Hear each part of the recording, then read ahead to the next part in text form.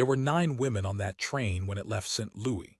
9 dresses, 9 trunks, 9 names pinned to 9 coats so the men who paid for them wouldn't take the wrong one home.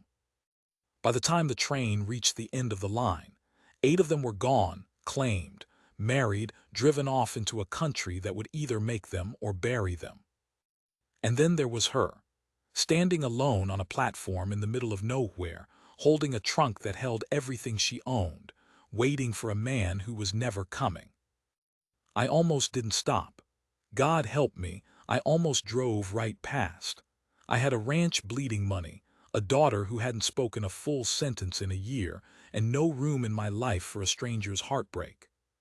But my little girl saw her first, and my little girl, who never asked me for anything, reached up, tugged my sleeve, and pointed.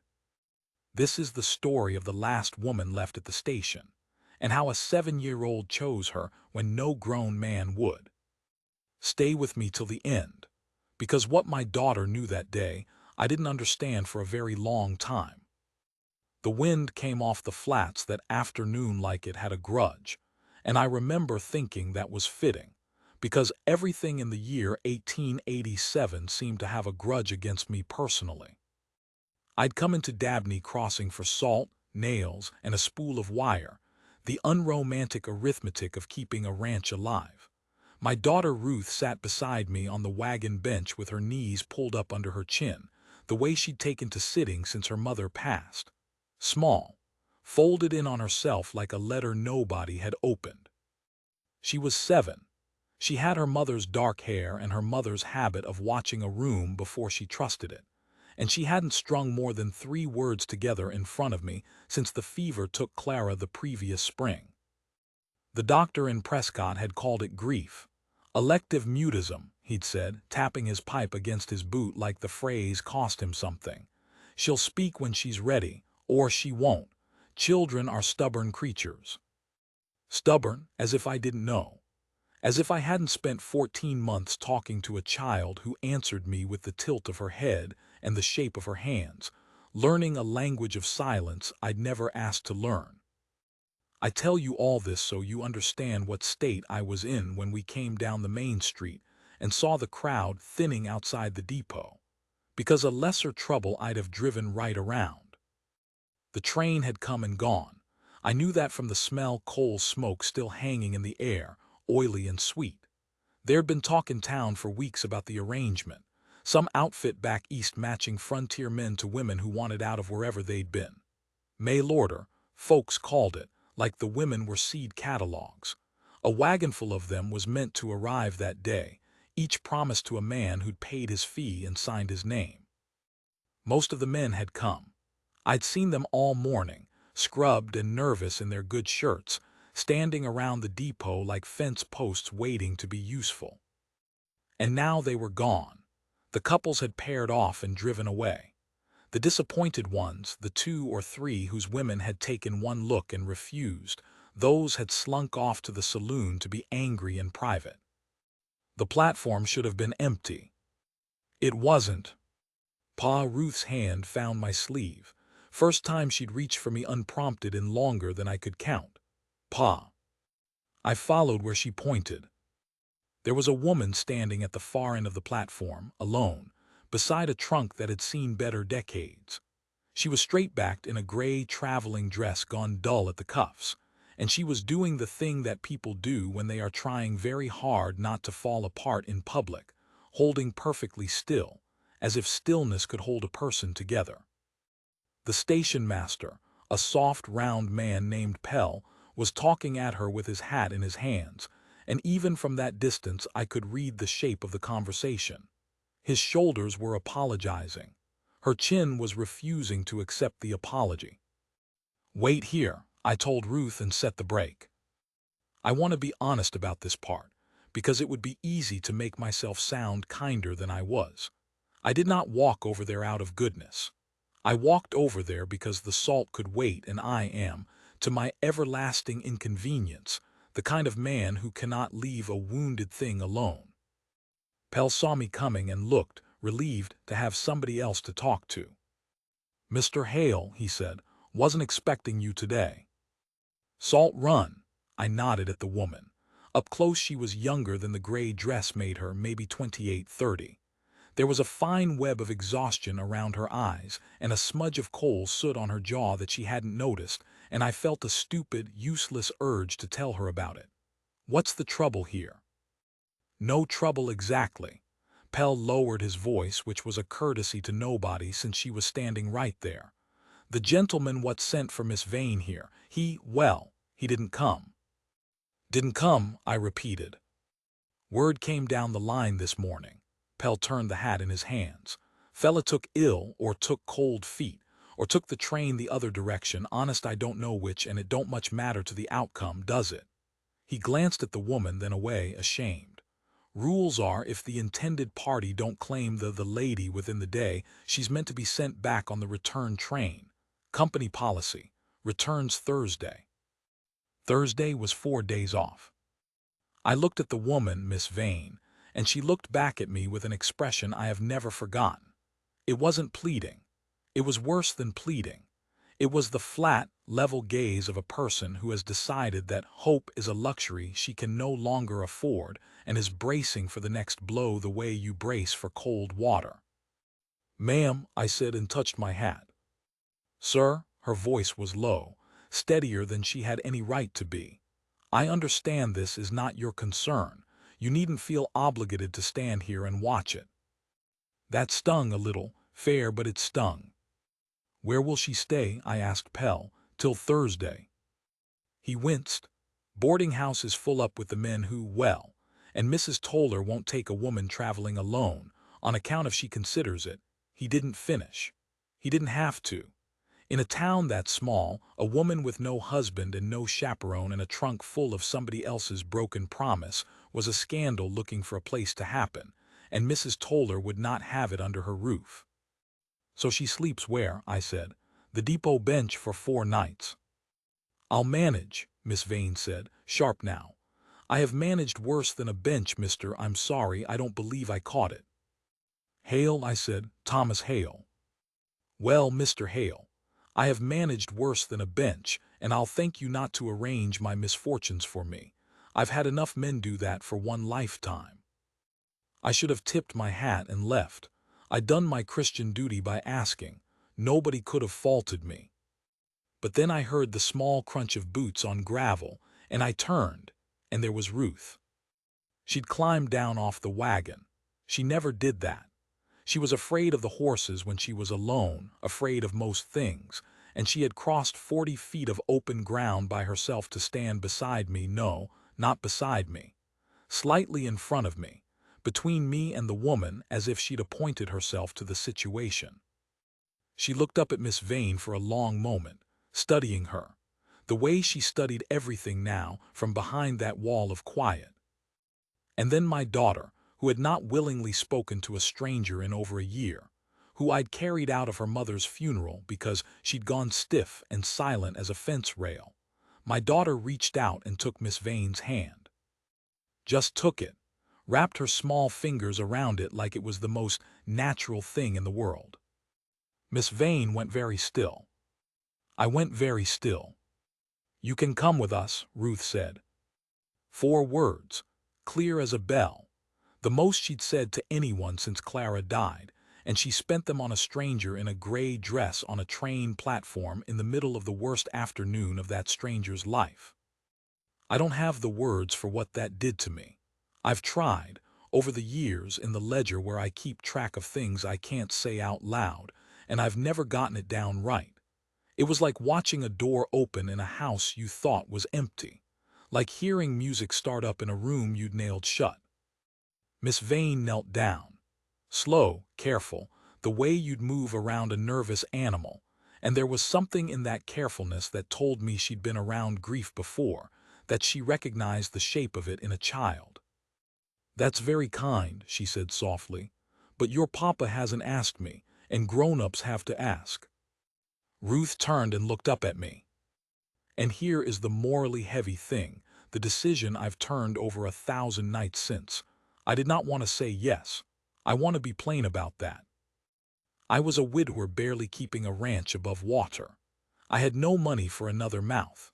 The idea of a strange woman under my roof, the talk it would start, the complications, the sheer terrifying possibility of caring about someone again and losing them the way I'd lost Clara, every practical bone in my body was screaming no. But my daughter had spoken. For the first time in a year, my daughter had wanted something out loud. And I would have burned the whole ranch to the ground before I told her no. "Ma'am," I heard myself say, and my voice came out rougher than I meant it. "It's a poor offer. I've got a working ranch 2 hours out, a bunkhouse with one old hand in it and no proper place for a lady. But it's a roof, and it's 4 nights," and I started again. "And my daughter seems to have made up her mind about you, and she doesn't do that anymore. So, if you'd rather a bench than a stranger's kindness, I'll understand, but the offer's real." Miss Vane looked at me for a long moment, then down at Ruth, whose hand was still wrapped around hers. Something moved across her face, a whole weather system of it. Suspicion, exhaustion, and underneath, buried deep, a flicker of something she clearly didn't trust herself to feel. "I don't take charity," she said finally. "Wouldn't dream of offering it. You'll earn your keep. Lord knows there's work." A breath of something that might, in a kinder life, have become a laugh. "You don't even know if I can cook." "Can you?" "No," she said it flatly, and there was the first honest thing between us. "I cannot cook to save my life. I can read, cipher, keep a ledger mend, and I once ran a schoolroom of 30 children in Ohio without losing more than 2 of them to the creek. But I cannot cook, and I will not pretend otherwise to a man who's about to feed me." I felt my mouth do something it hadn't done in a while, pull sideways, nearly smile. "My cooking'll kill you before yours'll kill me," I said. "We'll manage." And that was how it started. Not with romance, not with rescue, with a soot-smudged schoolteacher who couldn't cook, a widower who couldn't grieve properly, and a silent little girl who'd chosen, out of all the world, this one broken stranger to speak to. The ride out to the ranch took the better part of 2 hours, and for most of it nobody said anything. Ruth had insisted on sitting between us. She'd wedged herself onto the bench so her small shoulder pressed against Miss Vane's arm, and every so often she'd look up at her, checking, the way you check that a candle's still lit. I stole glances too, I'll admit it. Not the way a man looks at a woman he schemed to marry. I hadn't schemed anything. This whole afternoon had happened to me. But the way you look at a stranger you've just made responsible for, trying to read the ledger of a person, trying to figure the cost. She sat very upright. She kept her hands folded in her lap over a small, worn Bible she'd taken from her trunk, though I never once saw her open it. I came to understand it was her mother's, and that she held it the way some people hold a stone in their pocket, for the weight, for the reminder that a thing can be solid. The land unrolled around us. Red rock, silver sage, the long gold light of a high desert afternoon. Somewhere off to the west a hawk was working the thermals, and closer in, the cicadas had started their evening racket.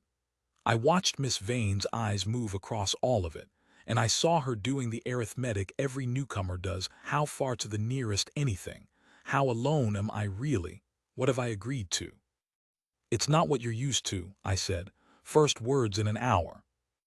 "No," she agreed, and then softer, surprising me. "It's not what I imagined either." I thought. She stopped. Her thumb moved across the Bible's cracked cover. "I imagined I knew what I was walking into. A man's name, a house, a life already built that I'd just have to fit myself inside of. A thin breath. I didn't imagine standing on a platform watching everyone else's life drive away. You reach a certain age and a certain kind of alone, Mr. Hale, and you'll do a great many undignified things to stop being alone. Answer a stranger's advertisement. Cross a country you've never seen. Pin your own name to your coat like a parcel." She looked at her hands. "I'm not proud of the arithmetic that put me on that train, but I did it clear-eyed, and I'd have gone through with it too if he'd bothered to show." I didn't know what to say to that, so I said the true thing. "I answered an advertisement once too," I told her, "for Clara, Ruth's mother, 9 years back. I felt Ruth go still against my side, listening. Wasn't romance either, not at the start. Was two lonely people deciding to be lonely in the same house instead of separate ones. I kept my eyes on the trail, turned into something else. Later, took its time, but it turned. Miss Vane was quiet a moment. And she's gone, little over a year now, fever. I said it the way I always said it, flat and fast, like ripping a splinter. So you'll understand this house it's not a happy one right now. I won't pretend otherwise. You should know what you're walking into, even for 4 nights. There's a good deal of grief in it, and a child who stopped talking and a man who's not much company. I made myself look at her. I'd rather you know now than be sorry Thursday. She held my gaze, and there was no pity in it, which I was grateful for, a pity I could not have stood. There was just a kind of recognition, one weathered person to another. Mr. Hale, she said, I have never once in my life walked into a happy house. I wouldn't know what to do with one. A ghost of dry humor. A grieving one, I understand. A grieving one I can be useful in. Beside me, Ruth reached up and very deliberately patted Miss Vane's folded hands. Twice. The way you'd comfort someone. Miss Vane looked down at her. And that stone-steady woman who hadn't cracked on the platform, who hadn't cracked through the whole long ride, her breath caught, just once, and she turned her face quickly toward the sage so I wouldn't see. But I saw. I saw her blink hard at the horizon and swallow whatever had risen up in her. I looked away to give her the privacy of it, studied the hawk, fidgeted with the reins I didn't need to fidget with, an old habit, my hands always needing something to do when my chest got tight. We rode the last stretch in a silence that had changed its character. It wasn't the silence of strangers anymore. It was the silence of 3 people who had each, in their own way, been left standing on a platform watching the train pull out, recognizing it in each other. The ranch came into view as the sun went low. The low, sprawling house Clara and I had built board by board, the barn, the corral, the one crooked cottonwood she'd planted that stubbornly refused to die no matter how the drought tried it. There, I said, such as it is. Miss Vane looked at it for a long moment. It has a tree, she said, as if that settled something. And Ruth, my quiet Ruth, my folded letter of a girl, laughed. A small sound, rusty from disuse, half swallowed, gone almost before it started. But a laugh. The first one in a year. I had to fidget with the reins again, real hard, and keep my eyes fixed dead ahead on that crooked cottonwood, because a grown man does not weep in front of a stranger over the sound of his daughter laughing. He does it later, in the barn, where the horses won't tell. The first thing that went wrong was the biscuits. I'd like to say the trouble that came for us that week arrived on horseback, dramatic and clear, the way trouble does in the dime novels my hand Eli hoarded under his bunk. It didn't. It arrived, as most real trouble does, quietly, dressed up as an ordinary morning, and it started with a leaner Vane trying to make biscuits. She told me the truth on the platform. She could not cook, but she was not a woman who accepted a limitation without a fight, and on her second morning under my roof, I came in from the milking to find the kitchen fogged with smoke and a leaner standing at the stove with a face like a general who has lost a battle but not yet the war. Don't, she said, without turning around. Wasn't going to. You were going to say something. I was going to say the smoke's a nice touch, keeps the flies down. She turned. There was flour on her nose and a streak of it in her dark hair, and a black-bottomed pan of what had recently aspired to be biscuits in her hand, and she looked at me with such fury and such wounded dignity that I had to bite the inside of my cheek bloody to keep from laughing.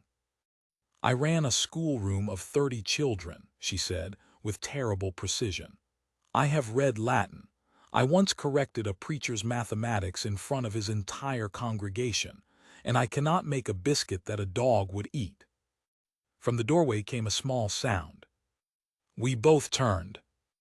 Ruth was standing there in her nightdress, and she was laughing. Not the swallowed half-laugh of the wagon. A real one, shoulders shaking, one hand pressed over her mouth like she was trying to catch it and put it back. Alina's fury melted clean off her face. She set the ruined pan down. She looked at Ruth laughing at her, and instead of taking offense the way a prouder or a smaller person might have, she drew herself up, held out the blackened biscuit like it was a crown jewel and said, "You think you can do better, madam? Come here and show me." And Ruth, my Ruth, crossed the kitchen and took the pan and looked up at Alina with her mother's exact expression of "well, obviously." And the two of them bent over that stove together, and I stood there in the doorway with the milk pail forgotten in my hand, watching my daughter teach a grown woman to make biscuits, watching her point and gesture, and once, quietly, murmur, "Not so much." And I thought my chest might crack right open with it. Clara used to make biscuits with her, before. That was their thing, the two of them, Sunday mornings, flour everywhere. I'd stopped making them after, couldn't stand the smell. I went back out to the barn and I sat down on an overturned bucket and I put my face in my hands, and I want to be truthful, it wasn't grief this time. Or not only grief. It was the terrible, unwelcome, dangerous feeling of a door I'd nailed shut being pried open a board at a time, and I didn't know yet whether to thank the woman for it or beg her to stop. Because here is the thing nobody tells you about a heart that's frozen over. The freeze is a mercy. It's the thaw that hurts. By the fourth day, Thursday, the day the return train ran, I had a decision to make, and I've been avoiding it the way I avoid the tax man and the truth. Thursday was when Alina was meant to leave. Neither of us had spoken of it. We'd fallen, over those 4 days, into a rhythm that had no business feeling as natural as it did. She'd taken over the ledgers I'd let slide into chaos and found, in one evening, $40 I'd been losing to a feed supplier's arithmetic. She'd mended a season's worth of tears in an afternoon. She could not cook, but Ruth could, it turned out, and between the two of them the food improved and something else improved that had nothing to do with food. Ruth talked now, not much, not always, but she talked, mostly to Alina, sometimes to me. Small things, the hens laying again, the moon's near full, I don't like the man in the picture in the hall, that was Clara's father, and I didn't much like him either. Each sentence was a coin dropped into a well I'd thought was dry, and I'd stand there listening for the splash long after it came. But Thursday was Thursday. I found Alina at the corral fence that morning, watching the sun come up over the flats. She'd taken to doing that. Her trunk was packed and sitting by the door. She'd packed it herself without being asked, and I understood the message. I will not make you tell me to go. I will spare us both that. Train's at noon, I said, coming up beside her. If you mean to make it, we'd best leave within the hour. I know. The hawk was out again. Same one, I like to think, though it was probably a different bird every day, and I just needed there to be one thing out here that stayed. Alina. First time I'd used her Christian name. It sat strange and heavy in my mouth. I've got something to say and I'm going to make a mess of it, so bear with me. She didn't look at me. She gripped the fence rail and looked at the sunrise, and I saw her knuckles go white. "Don't," she said quietly, "please. If you're about to be kind to me, Thomas, I'd rather you weren't. I've packed. I've made my peace with it. I can survive a great deal, but I cannot survive being handled gently on my way out the door. So just take me to the train. Let it be practical. Let it be a thing that happened and is over." And I understood then that she thought I was letting her down easy. That she'd spent 4 days waiting for exactly this, for the kindness that comes right before the goodbye. That's not, I started and stopped, and did the thing I always do when my hands need work and my mouth won't cooperate, which is take off my hat and turn it around and around by the brim. I'm no good at this. I said it plain, and it's still true. Clara did the talking in our house. I did the other things, so bear with me while I get it out. Now she looked at me, wary, braced. "I don't want you on that train," I said.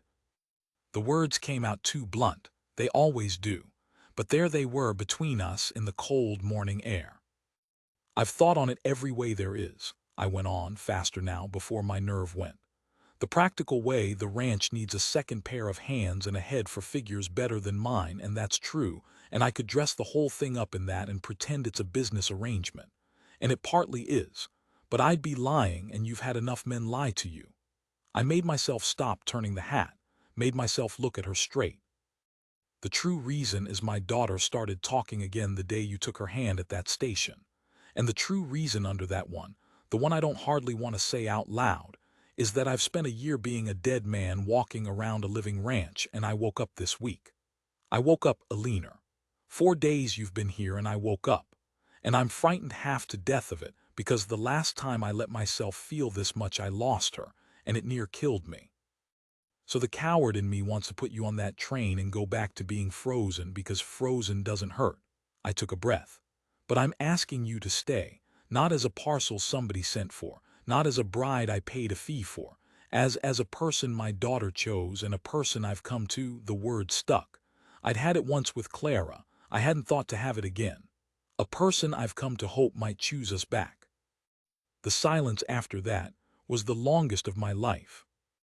Alina stared at me. And then, and this near broke me, her steady face, the face that hadn't cracked on the platform, that hadn't cracked through smoke and ruin, and 4 days of waiting to be sent away, it cracked. All at once. Her mouth trembled and her eyes filled, and she pressed the back of her hand against them hard, furious at herself for it. You don't know me, she said, and her voice was wrecked. You've known me 4 days. You don't know the things I'm not. There are reasons a woman ends up on that train at my age with a pinned name and no one to send for her. I'm not a soft person. I'm not an easy person. I have a temper and a tongue, and I'll correct your arithmetic in front of God and everyone. I was engaged once before, years ago, and he left me at a different station in a different state because he said I was. She stopped, swallowed. Too much. That was the word. Too much woman, too many opinions, too sharp. And I have spent 12 years believing him, making myself smaller, answering advertisements from men I'd never met because I thought the only way anyone would have me was sight unseen, before I could open my mouth and ruin it. Alina, you don't know me, fierce now, almost angry, though it wasn't me she was angry at. And in a month or a year you'll find out I'm too much, same as he did, and then I'll be standing at a station again, only this time there'll be a child who, her voice broke clean apart. A child who chose me, and I will have let her love me, and then I'll have to leave her, and I cannot, Thomas, I cannot do that to her. I would rather get on the train today, while it's only my heart, than stay and break hers later. And there it was, the heavy thing, hers this time, not mine. She wasn't refusing me because she didn't feel it. She was refusing me because she felt it too much, and she'd been taught by a cruel man in a cold station that everything she was made of would eventually drive love away, and she loved my daughter too well already to risk being right. I looked at this woman, this sharp, proud, frightened, magnificent woman who could read Latin and correct preachers and could not make a biscuit, and had crossed a whole country pinned like a parcel, because someone had convinced her she was too much to be loved out loud. And something in me went very quiet and very sure. The man who left you at that station, I said. He was a fool, and I'd tell him so to his face if I could find him. Thomas. No, let me. You had your say. I stepped closer. You want to know what I think? I think too much is what small men call a woman they aren't big enough to hold. I think you correcting my arithmetic is going to save this ranch. I think your temper and your tongue are the 2 best things to walk through my door in a year. Because this house has been drowning in gentle grief and it needed somebody with edges. And I think, my voice went rough, I think you're not afraid of being too much, Alina. I think you're afraid of being left. And that I understand, because so am I. My wife left me the only way she could, and it made a coward of me too. I held out my hand, the way Ruth had held out hers on the platform. So here's my offer, and it's a poor one, and it's the truest thing I've got. I can't promise I won't die, I can't promise you won't. This is a hard country and it takes people. But I can promise that as long as I'm breathing I will never once look at you and think too much. I'll think thank God, every day. Even the days you're correcting my arithmetic in front of Eli and the whole bunkhouse. A breath. Stay, be too much. We've got room for it. Lord knows the tree out front is too much and Clara loved it best of anything.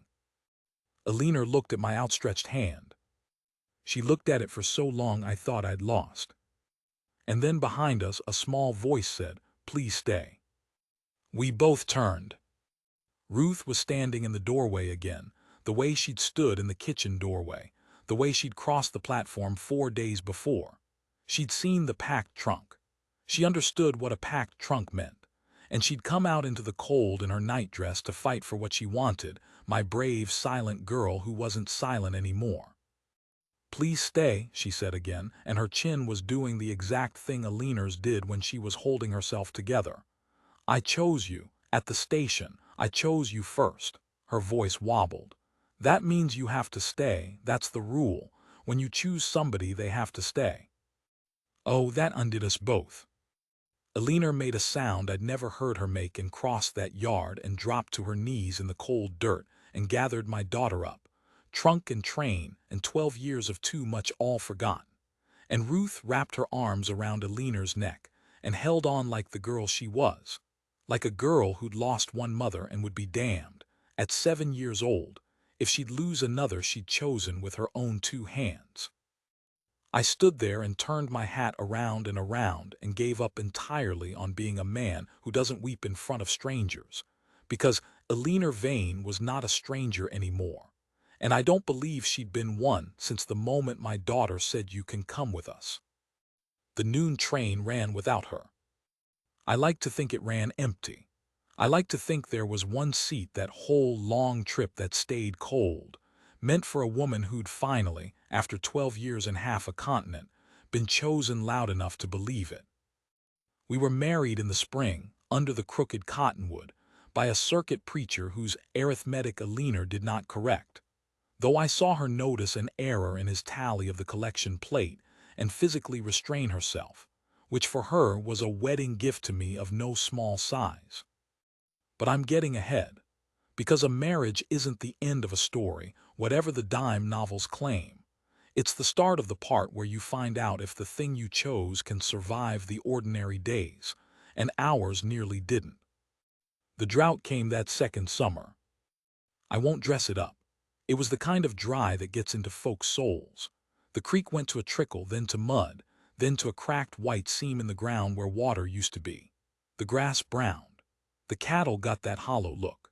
And I got quiet in the old way, the frozen way, because a man watches his living die of thirst, and he starts to believe every dark thing he ever thought about himself, that he's a poor provider, that he brought a woman and a child into a country that's going to bury them. Alina watched me go cold, and she did not let me. "You're doing it again," she said one night, when I'd sat 2 hours at the table saying nothing, staring at accounts that wouldn't add up no matter how I stared. "Going away inside yourself. I won't have it, Thomas. Cattle are dying, Alina. Forgive me if I'm not good company. I don't want good company, I want my husband, and you're leaving me to be widowed by a man who's still breathing." She sat down across from me hard, put her sharp, clever hands flat on the table. "So, we're not going to sit here and drown. We're going to be too much about this, you and I, because that's what we're for.